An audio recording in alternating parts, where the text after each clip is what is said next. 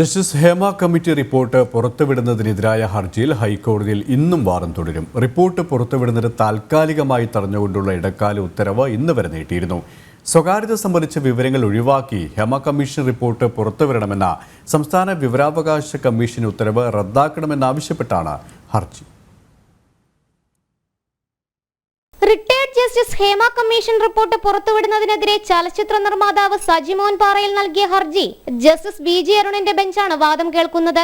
വിവരാവകാശ അപേക്ഷകർ ഹേമ കമ്മീഷൻ നടപടികളുടെ ഭാഗമായിരുന്നില്ലെന്നും അതിനാൽ റിപ്പോർട്ട് ആവശ്യപ്പെടാൻ അവകാശമില്ലെന്നുമായിരുന്നു ഹർജിക്കാരൻ കഴിഞ്ഞ ദിവസം ഹൈക്കോടതിയിൽ ഉന്നയിച്ച വാദം. കമ്മീഷനെ നിയമിച്ചതോടെ വിഷയത്തിലെ പൊതുതാൽപര്യം അവസാനിച്ചുവെന്നും റിപ്പോർട്ടിന്മേലുള്ള നടപടികൾ എന്തായെന്നറിയാൻ പോലും അപേക്ഷകരാരും സർക്കാരിനെ സമീപിച്ചിരുന്നില്ലെന്നും ഹർജിക്കാരൻ കോടതിയിൽ വ്യക്തമാക്കിയിട്ടുണ്ട്. സ്വകാര്യതയെ ലംഘിക്കുന്ന വിവരങ്ങൾ ഒഴിവാക്കിയാണ് ഹേമ കമ്മിറ്റി റിപ്പോർട്ട് പുറത്തുവിടാൻ ഉത്തരവിട്ടതെന്ന് വിവരാവകാശ കമ്മീഷൻ കഴിഞ്ഞ തവണ വാദമുന്നയിച്ചിരുന്നു. റിപ്പോർട്ടിലെ 233 പേജുകൾ മാത്രമാണ് പുറത്തുവിടുന്നത്.